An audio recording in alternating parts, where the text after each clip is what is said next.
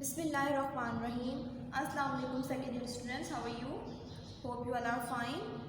In last lecture we have wind up our chapter Element of C, chapter number 9.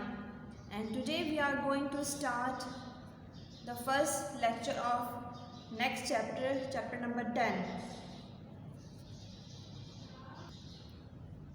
Input Output, chapter number 10. In this chapter we learn input output function and use these functions in our program. As you know that we have some standard input output library files which have stored input output operation. ठीक है ना, हमने शुरू में जब C language को हमने start किया था तो हमें पता चला था कि हमारे पास कुछ लाइब्रेरी फाइल्स होती हैं. उन लाइब्रेरी फाइल्स में कुछ पर्टिकुलर फंक्शंस यूज़ किए हुए होते हैं. हमने प्रोग्राम में जो फंक्शन यूज़ करने हमने उसके ऊपर लाइब्रेरी फाइल को शो करना ज़रूरी होगा. अब जो हमने इनपुट आउटपुट हमने जो लाइब्रेरी फंक्शन हमने पढ़ने हैं, इनकी जो आपके पास स्टैंडर्ड इनपुट आउटपुट जो आपके पास लाइब्रेरी फाइल होगी वो होगी studio.h stdio.h. ठीक है. अब जो ये मेन फंक्शन हमारे पास इनपुट और आउटपुट का जो फंक्शन है ये हमारे पास मेन फंक्शन कहलाता है, इनपुट और आउटपुट फंक्शन. फर्स्ट हम पढ़ेंगे आउटपुट फंक्शन, जैसे हमारे पास कंप्यूटर पे डिस्प्ले करवाने के लिए हम कौन सा फंक्शन यूज़ करेंगे. ठीक है. अगर हम बात करते हैं स्टैंडर्ड, अगर मैं इनपुट की बात करती हूँ, अगर मैं नॉर्मल स्टैंडर्ड इनपुट हम कहाँ से लेते हैं, हम नॉर्मल स्टैंडर्ड इनपुट लेते हैं कीबोर्ड से, और हम स्टैंडर्ड आउटपुट कहाँ पर डिस्प्ले करवाते हैं, मॉनिटर पर. तो ये हमारे पास क्या है, ये हमारे पास स्टैंडर्ड इनपुट आउटपुट डिवाइसेस हैं. बिल्कुल इसी तरह सी में हमारे पास इनपुट आउटपुट ऑपरेशन परफॉर्म करने के लिए दो स्टैंडर्ड इनपुट आउटपुट फंक्शंस हैं. ठीक है. इनपुट और आउटपुट ऑपरेशन के लिए कितने हमारे पास हैं, ऑपरेशन के लिए हमारे पास हैं दो, हमारे पास हैं फंक्शंस हैं. ठीक है. एक हमारे पास है printf, जिस हमने लास्ट जब प्रोग्राम बनाया था तो उसमें हमने डिस्कस भी किया था, और एक आपके पास है scanf. ठीक है. दो हमारे पास इनपुट आउटपुट फंक्शन है, एक ये आपके पास आउटपुट फंक्शन है और ये आपके पास इनपुट फंक्शन है. ठीक है. और ये जो दोनों हमारे पास फंक्शन है ये कौन सी आपके पास स्टैंडर्ड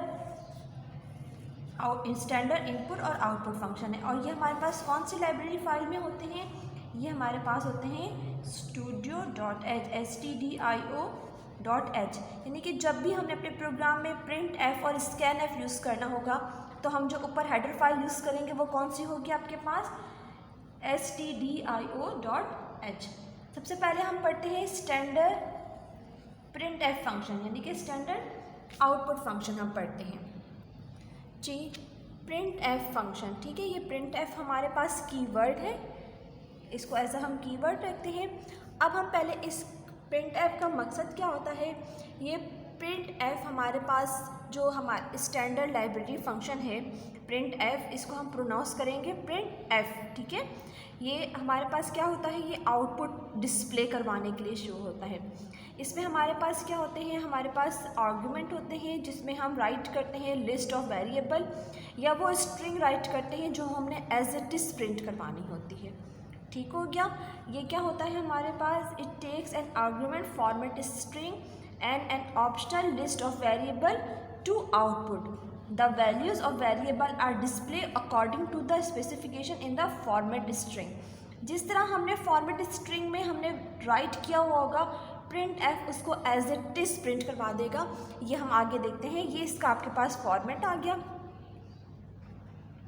ये आपने एज इट इज़ राइट करना है. ठीक है. printf format string variable 1, variable 2, variable 3, या printf फॉर्मेट स्ट्रिंग. ठीक है. फॉर्मेट स्ट्रिंग का मतलब होता है कि एक आपके पास करेक्टर स्ट्रिंग होती है, पूरी सीक्वेंस ऑफ करेक्टर होती है जिसको हमने एज इट इज़ प्रिंट करवाना होता है. अब हम इस printf फंक्शन को एक प्रोग्राम के मदद से अंडरस्टैंड करेंगे. Here we have the example number 1, page number 164. Write a program to calculate and print the area of square. We have to find the area of square. हमें find out क्या करना है? हमें find out करना है area of square हमने find out करना है. ठीक है, ये हम underline कर लेते हैं कि ये हमने find out करना है. ठीक है, अब आप सबसे पहले तो आपको जब भी आपके पास कोई भी प्रोग्राम आएगा, मैंने आपको बताया था कि हमने सबसे पहले क्या करना होता है. सबसे पहले हमने वेरिएबल को इनिशियलाइज़ कराना होता है. ठीक है, उसके बाद हम वेरिएबल को क्या करवाते हैं, डिक्लेयर करवाते हैं. उसके बाद हम ऑपरेशन परफॉर्म करते हैं, यानी कि अगर कोई फार्मूला अप्लाई हो रहा है तो फिर, और लास्ट में हम क्या डिस्प्ले करवाते हैं, आउटपुट. अब आपको एरिया ऑफ स्क्वायर जब हमने मालूम करना है तो आपके जहन में फ़ौरन इसका फार्मूला आना चाहिए. एरिया का फार्मूला क्या है? एरिया ऑफ स्क्वायर का फार्मूला होता है area is equals to height multiply by width. ठीक है, ये इसका फार्मूला होता है. अब हम अगर इस फार्मूले में देखें तो हमारे पास कितने वेरिएबल्स बन रहे हैं. हमारे पास 3 वेरिएबल बन रहे हैं. एक हमारे पास एरिया, एक हाइट और एक विड्थ. ठीक है, तो हमें कितने वेरिएबल लेने हैं? 3 वेरिएबल लेने, और तीनों की हमने डेटा टाइप क्या पुट करनी है, ये हमारी मर्ज़ी है कि हम इनको डेटा टाइप हम इंटीजर पुट करें या हम इनकी फ्लोट पुट करें. फ्लोट का मतलब डेसिमल और इंटीजर का मतलब इंटीजर नंबर. अब हमने इन तीनों की डेटा टाइप हमने रख ली इंटीजर. इंटीजर डेटा टाइप रखने के लिए हम क्या यूज़ करेंगे, कीवर्ड INT, इंट. यानी कि 3 ये वेरिएबल हैं, हाइट, विड्थ और एरिया. इनकी जो डेटा टाइप है वो क्या है, इंट.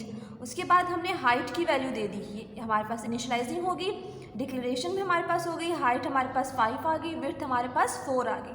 और हम हर एक स्टेटमेंट को सेमीकोलन के साथ टर्मिनेट करेंगे, यानी कि हर स्टेटमेंट के लास्ट में हमने सेमीकोलन यूज़ करना है. उसके बाद हमने राइट किया एरिया, फार्मूला अप्लाई करेंगे. ऑपरेशन का मतलब फार्मूला अप्लाई करेंगे. फार्मूला हमारे पास क्या है, area is equals to height multiply by width. ठीक है, उसके बाद ये वाला ऑपरेशन भी परफॉर्म हो गया. अब आउटपुट डिस्प्ले करवाएंगे. अब स्टैंडर्ड हमारे पास आउटपुट फंक्शन हमारे पास क्या है, हमारे पास स्टैंडर्ड आउटपुट फंक्शन है प्रिंट एफ. हमने राइट किया प्रिंट एफ ब्रैकेट. देखो ये इसका फॉर्मेट है, हमने इसी फॉर्मेट को फॉलो करना है. Inverted commas area of square equal, इसका मतलब है ये प्रिंट एफ की वैल्यू ये इस वाली लाइन को एज इट इज़ प्रिंट करवाएगी, क्योंकि हमने इसको इन्वर्टेड कॉमास दिए. और इक्वल के बाद हमने इसको यहाँ पर दे दिया %d.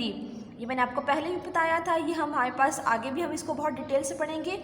ये इसका इंटीजर का फॉर्मेट स्पेसिफायर है, ये इंटीजर का फॉर्मेट स्पेसिफायर है. इसका मतलब है कि इक्वल के बाद आपने कोई इंटीजर वैल्यू पुट करनी है.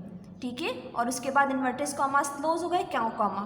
अब जो ये इंटीजर वैल्यू है, ये वैल्यू कौन सी होगी, ये हम उसको आगे वेरिएबल के फॉर्मेट में बताएंगे कि जो हमारे पास एरिया एक वेरिएबल था, उसकी जो भी आपके पास इंटीजर वैल्यू होगी वो आपने इस वाली वैल्यू की जगह पर राइट करनी होगी. Got it. ठीक है, दोबारा से बता रही हूँ मैं आपको कि हमारे पास सबसे पहले हम लिखा area of square equal %d. %d हमारे पास क्या होता है, फॉर्मेट स्पेसिफायर. ये हर एक डेटा टाइप का अलग अलग होता है. इंटीजर का %d होता है. अगर हमने फ्लोट नंबर लिखना है तो उसके लिए %f हो जाएगा. कोई करैक्टर राइट करना होगा तो उसके लिए %c हो जाएगा. लेकिन अभी हमारे पास क्या है, हमारे पास इंटीजर है, इसलिए हमने ले लिया %d, क्योंकि हमें डिस्प्ले एरिया करवाना था और एरिया हमारे पास कौन सी डेटा टाइप थी, इंटीजर डेटा टाइप थी. इसलिए हमने इसको क्या करवा दिया, हमने इसको %d करवा के इन्वर्टेड कॉमास क्लोज करके कॉमा लगा के हमने एरिया को प्रिंट करवा दिया. तो जो आउटपुट आएगा जब हम इस प्रोग्राम को रन करेंगे तो ये आएगा एरिया ऑफ स्क्वायर इक्वल 20.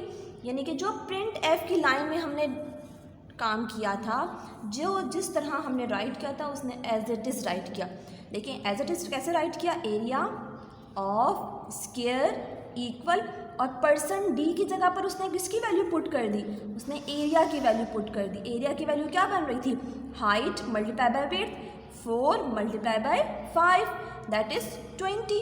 तो 20 आ गई. ठीक है, सो ये हमारे पास था प्रिंट एफ का function.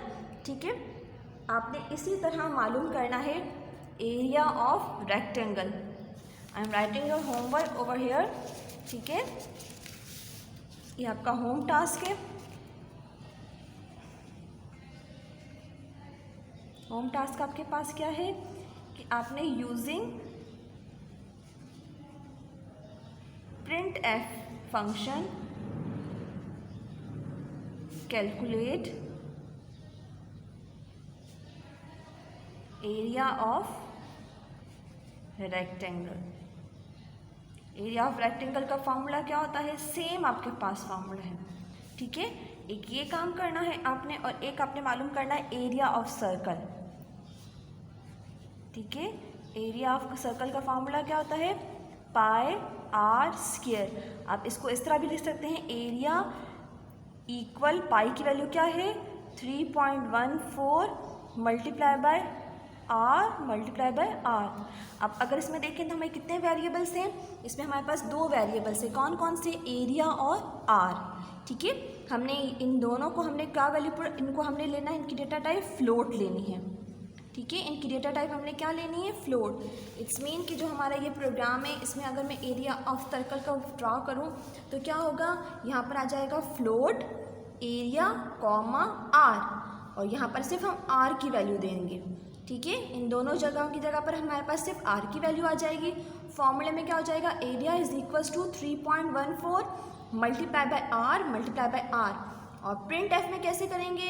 Bracket inverted commas area of circle equal, अब इस परसेंट डी की जगह पर क्या आएगा? क्योंकि ऊपर हमने फ्लोट करवाया था तो यहाँ पर क्या हो जाएगा? परसेंट एफ कॉमा एरिया, ठीक है। इंशाल्लाह हम इस प्रोग्राम को मैं आपको के लेक्चर में इसको बनाकर भी दिखाऊंगी, बट फर्स्ट आपने खुद ट्राई करना है ये प्रोग्राम, ठीक है। That's your home task, you have to practise these both program at your home. इंशाल्लाह next lecture we learn more about the C language. Till that we अमानिल्लाहि, अस्सलामु अलैकुम व रहमतुल्लाहि व बरकातुहू।